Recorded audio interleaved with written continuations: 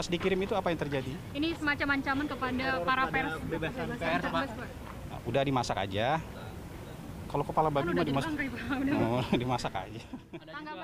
Kondisi politik Indonesia saat ini memang masih tergolong panas.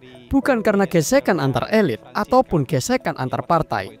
Namun karena kebijakan, keblunderan, dan komunikasi politik yang amburadul.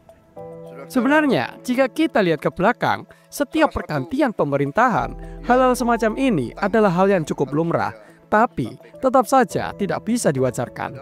Prabowo Subianto, presiden kita semua, melakukan suatu kegiatan yang perlu kita apresiasi, yakni duduk berdiskusi langsung dengan beberapa pimpinan redaksi media untuk menjawab berbagai isu yang sedang berkembang. Lalu, apa saja yang dibahas dalam meja bundar tersebut? Mari kita rangkum beberapa poin penting pada episode kali ini. Dan inilah Suara Jaka. Jawa Barat dalam acara Presiden Menjawab, wawancara dengan 7 jurnalis di Indonesia. Saya, Valerina Daniel, mewakili TVRI. Perlu diketahui terlebih dahulu, 7 jurnalis yang hadir dalam forum diskusi tersebut antara lain yakni Alvito Deanova Gintings yang merupakan Pemret Detik.com, lalu Mara Satriawangsa yang merupakan Pemret TV One, Uni Lubis yang merupakan Pemret IDN Times, Suta Dharma Saputra dari Pemret Harian Kompas, Retno Pinasti yang merupakan Pemret SCTV Indosiar, dan Najwa Shihab dari founder Narasi, serta Valerina Daniel yang merupakan news anchor TVRI dan bertindak sebagai moderator diskusi tersebut. Untuk mengawali diskusi tersebut, Prabowo Subianto memaparkan pencapaiannya dalam 150 hari kepemimpinannya. Di sini, beliau mengklaim bisa mengatasi krisis beras yang seharusnya terjadi di awal tahun ini. Ia juga membeberkan inovasinya terkait program cek kesehatan gratis yang dilakukan sejak Februari 2025 lalu untuk meningkatkan kualitas kesehatan masyarakat melalui deteksi dini penyakit. Dalam poin ini, Prabowo mengambil contoh penyakit TBC yang harusnya dapat dideteksi sejak dini sebelum penyakit tersebut semakin sulit untuk diobati. Tak berhenti sampai di situ, Prabowo juga mengungkapkan peran Jokowi dalam pencapaiannya, yakni mempersiapkan periode kepemimpinannya di masa transisi. Ya, walaupun sepertinya ya sudahlah. Pada awal diskusi, Alvito Deanova, pemimpin redaksi Detik.com, membuka dengan pertanyaan terkait arah kebijakan Prabowo yang bersifat fundamental dan bukan monumental, setidaknya untuk 150 hari pertama. Dan juga menyayangkan cara komunikasi para pejabat di sekitaran presiden. Di poin ini, Presiden Prabowo sudah mengakui bahwa memang komunikasi publik dalam pemerintahannya masih jelek. Dan beliau juga mengakui bahwa dalam 150 hari tersebut, beliaulah yang salah sebetulnya. Di sini, Presiden juga berdalih bahwa fokus mereka adalah bekerja. Fokusnya adalah memberikan makan kepada rakyat, sehingga ada beberapa poin yang luput. Salah satunya ialah komunikasi kepada publik. Prabowo juga menyampaikan bahwa ucapan Hasan Nasbi yang dinilai kurang elok terkait teror kepala babi juga merupakan ucapan yang keliru, bahkan teledor. Lalu, pertanyaan selanjutnya berasal dari Uni Lubis selaku Pimret dari IDN Times yang bertanya terkait gelombang unjuk rasa di 150 hari awal pemerintahannya, khususnya menyangkut isu RUU TNI yang telah disahkan DPR. Ketika menjawab hal ini, Prabowo mengingatkan untuk melihat secara objektif apakah demo tersebut murni atau dibayar untuk kepentingan tertentu. Prabowo juga mengaku memiliki pengalaman saat menjadi petugas keamanan yang justru menjadi korban saat mengawal aksi demo. Kalau menurut kami, jawaban ini kurang memuaskan dan justru mengkerdilkan para pengunjuk rasa yang juga rela untuk mengawal isu-isu sensitif yang ada. Kami juga merasa ada yang mengganjal dalam jawaban Bapak Presiden terkait petugas yang menjadi korban, seolah memang ingin membenturkan petugas keamanan dengan para demonstran. Kami mengakui bahwa para petugas keamanan memang sedang bekerja di lapangan, dan kami juga setuju bahwa demonstrasi harus dilakukan dengan damai. Akan tetapi, mereka tidak menjadi korban para demonstran, tapi menjadi korban para pejabat yang tidak transparan, sehingga terjadilah kemarahan publik. Para demonstran tidak berniat untuk menyakiti siapapun. Para demonstran hanya perlu didengarkan, dijelaskan, bukan gesekan dengan petugas keamanan. Ketika para demonstran bergesekan dengan petugas, apakah pejabat mau menemui? Apakah ada penjelasan terkait apa yang didemokan? Ya para pejabat ini. Oke, kita lanjut. Pertanyaan selanjutnya datang dari Mara Satria Wangsa yang merupakan Pemret TV One. Beliau bertanya terkait kebijakan Donald Trump dan juga efisiensi anggaran. Dalam hal kebijakan Donald Trump, Prabowo menyampaikan optimisme yang memang sudah acap kali beliau tunjukkan tentang kekuatan Indonesia. Beliau juga mengambil langkah berunding untuk menanggapi kebijakan tersebut karena memang Presiden sadari bahwa itu adalah hak Donald Trump untuk kepentingan negaranya. Lalu, terkait efisiensi anggaran, Prabowo menjelaskan bahwa anggaran-anggaran yang dipangkas merupakan anggaran yang rentan akan korupsi, seperti perjalanan dinas dan seremonial-seremonial yang seharusnya tidak perlu. Kita setuju dengan jawaban tersebut. Tapi, salah satu yang pernah kita pertanyakan terkait efisiensi anggaran pula tidak berhenti sampai di situ. Kami mempertanyakan tentang bagi-bagi kursi jabatan, tunjangan para pejabat, dan lain sebagainya.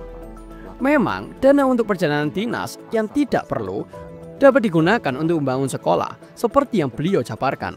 Tapi, gaji pejabat untuk bagi-bagi kue kekuasaan juga bisa diberikan kepada mereka yang benar-benar berkompeten. Lalu selanjutnya, pertanyaan dari Najwa Shihab selaku founder narasi yang bertanya terkait transparansi UU TNI dan Polri. Dalam pertanyaan ini, Presiden Prabowo menjawab dengan seharusnya yang dilakukan oleh para pejabat, bukan kenyataan yang terjadi. Beliau menjawab dalam undang-undang tersebut, poin utamanya adalah menambah masa pensiun TNI, bukan memperluas wewenangnya. Akan tetapi, yang terjadi di lapangan bukanlah demikian. Memang ada poin menambah masa pensiun, tapi juga ada penambahan wewenang. Atau bahkan pelanggaran wewenang seperti yang sudah kita bahas pada episode sebelumnya. Saya spesifik mau bertanya soal RUU Polri, Pak. Karena di situ tampak bahwa kewenangan kepolisian akan ditambah, padahal justru isu krusialnya adalah pengawasan yang minim. Dilihat dari berbagai abuse of power yang dilakukan oleh aparat, dari mulai kasus pelecehan seksual perwira, dari mulai korupsi, dari bagaimana aksi kekerasan yang dilakukan aparat. Saya ingin tahu pendapat Bapak sebagai Presiden pribadi. Bapak setuju polisi perlu diperluas kewenangannya atau justru malah harus ditambah pengawasan dan wewenangnya diperkecil, Pak Presiden? Baik, saya jawab ya. Jadi terima kasih. Ya, ini akan saya perhatikan. Saya memang percaya dengan sistem ya. Tadinya Menko Polkam, habis itu Kapolri. Kan ada juga kalau tidak salah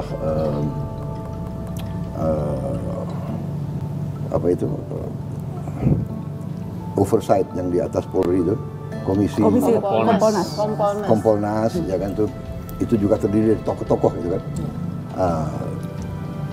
Kemudian kita juga punya, ya kita kan punya sistem politik bahwa semua undang-undang itu kan dibahas oleh semua partai politik yang dipilih oleh rakyat, kan begitu kan? Ya, jadi itu ya. Tapi terima kasih masukan itu, saya akan kasih perhatian khusus sekarang. Mungkin alinea akan saya pelajari. Ya. Sebetulnya tadinya saya anggap undang-undang TNI adalah hanya masalah yang krusial, itu kan hanya masalah penundaan penambahan usia pensiun. Tiga pasal, Pak. Iya. Tapi yang intinya kan itu yang ada perubahan. Yang lain kan tidak ada. Tapi kita nggak tahu ada apa enggak, Pak. Soalnya nggak pernah dibuka. Loh, tapi kan dipelajari oleh semua partai, termasuk partai oposisi di luar pemerintah kita.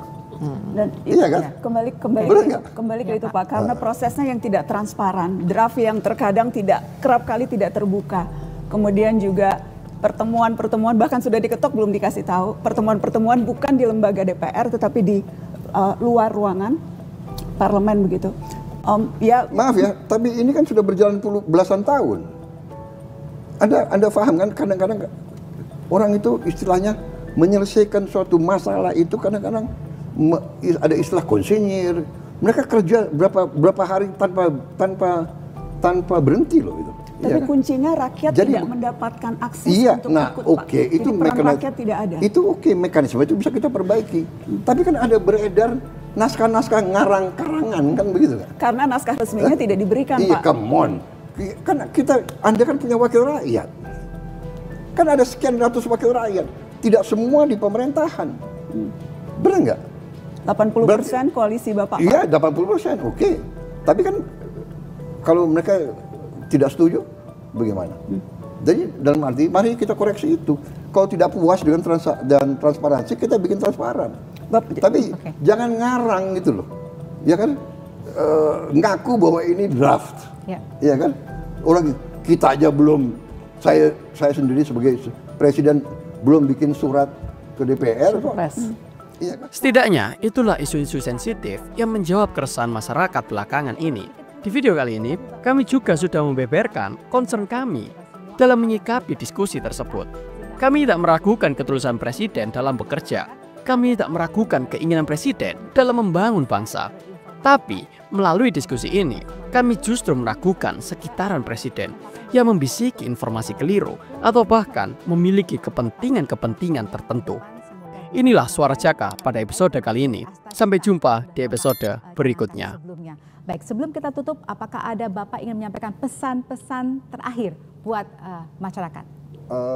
Saya kira saya ingin ucapkan terima kasih ya, kehadiran tokoh-tokoh jurnalis kita cukup senior, jadi ini penghargaan untuk saya ya, dalam arti Anda berkorban hari Minggu, ya kan?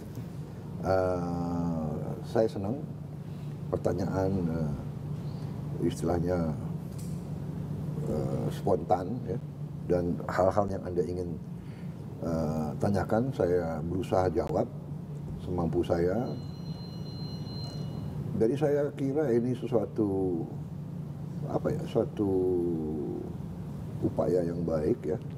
Mudah-mudahan kita bisa teruskan lagi, ya kan? Mungkin ya terserah timingnya gimana ya. Saya kira itu. Baik. Ya, terima kasih sekali lagi. Terima kasih Bapak Prabowo Subianto atas waktunya hari ini.